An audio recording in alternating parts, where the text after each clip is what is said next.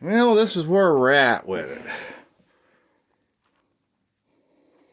Now, there's still some of that shit down in there. And that must have been a piece of foam or something for the thing. This piece here kind of missing in action.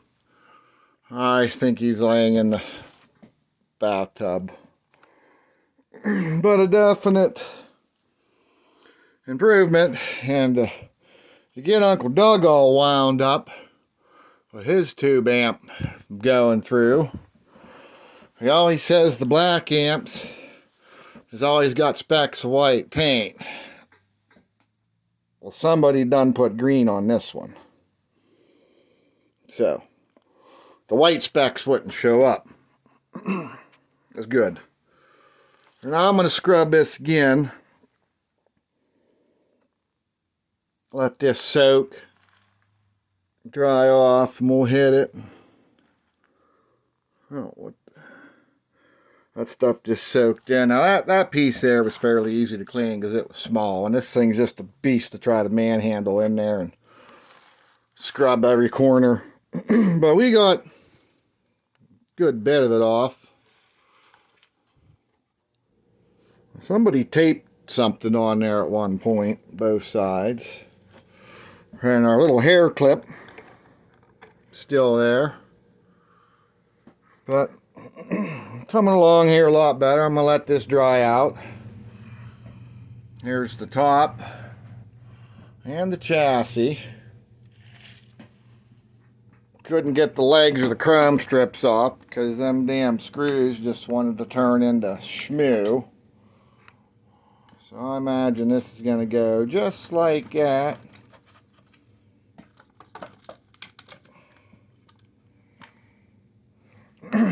Handle will go on there. The speaker, that little bit of oil I got on there, I managed to get him out without poking a hole in it. The grill on the other end, that rust is there to stay unless somebody knows some other way to get that off. I could try a little bit of bleach, and it looks worse in the camera than it does in person, but that's where we're at with that. I put some CLR on there, some come out, a little bit of peroxide. Of course, I got to use big words like these other yuppie YouTube amp restoring people talking about cleaning circuit board with IPA and H2O2, and you sound like a retard. You sound like you're like 4 years old and you learned a swear word. You know what I used? I used Gojo hand cleaner, hydrogen peroxide, some magic erasers, and some good old Dawn dish liquid. We don't need no code names and pretending we're a chemist or something that we're not. We're not making meth. We're cleaning an amplifier, so we can use all the regular household cleaning terms of what they are. And that magic eraser seems to be the ticket to get that mold or whatever the hell's buried into that. So I'm gonna let it dry, hit it again, run into town sometime and get that new brick of them special white squares that have that magic stuff on them that erases things, you know. Well, there's that other piece of Tolex. So our next step here is to try to get this off and bend it up more than what it already is bent. It's not too bad. I mean, there's a couple little spots, and like I said, I'm probably gonna end up screwing this thing up more than what it's worth. So you can figure out how to grab this without putting a nick in it. And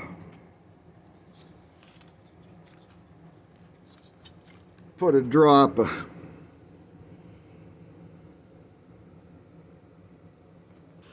oil in these pots and give them a good working out.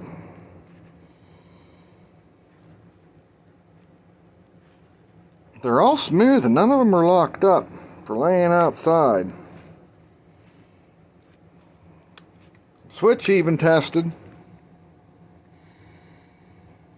And I'm going to let this thing fly. I'm going to test these caps again. I'm not going to put the tubes in it.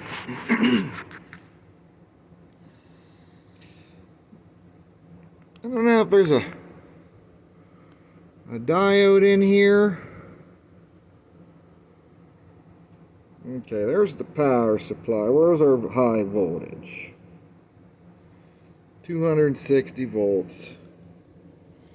Yeah, there's our little solid state rectifier diode single pole. I don't know if they're using a voltage doubler on this or not. I didn't even get a schematic, so we're just gonna wing this thing and hope for the best. I only see one diode here.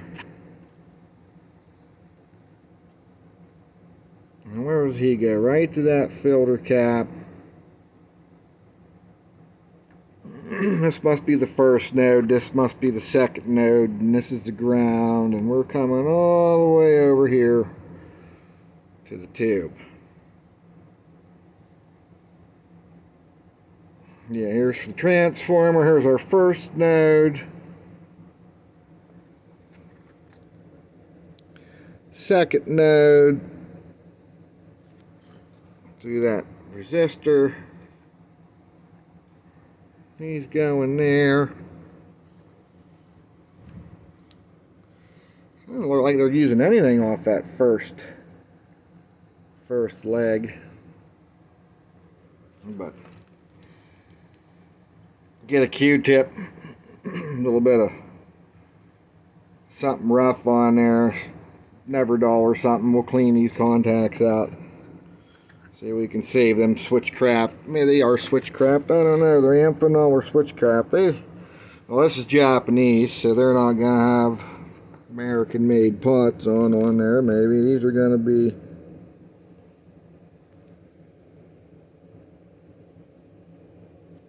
made in Japan. Alp pots, something there. So that's all the further we got with it. We're going to go from there. I'm going to try and do some more looking for some tubes so I can get this table decluttered. Figure out where I set all them little screws at, because I think most of them were in here, and I didn't take too many pictures, so I'm going to have to watch the video to figure out how to put this bitch back together. And that's about it. That's where we're at with it. I didn't do anything more with this guy. He's just sitting here rocking out. None of these other projects got anything done with. We had Thanksgiving, so I got fat and lazy and went out and took my gun for a walk in the woods because everybody and their uncle was out there hunting. Everywhere you looked, you saw orange. So I just took my gun for a walk and got out in nature, and that was about it. It got me out of the house, something different. But that didn't turn out too shabby. Camera's picking up them spots. So we got a 100% improvement over the pig this thing was. So hopefully I can find that tube. If not, I'm going to go ahead and try to glue that cabinet. At least leave the chassis out. I'll get the speaker in there. Try to remember where those wires go and get that little piece of wood here for the reverb tank mounted. But we're at another 10-minute block, so call her quits here, and hopefully we can get something to make noise out of this thing.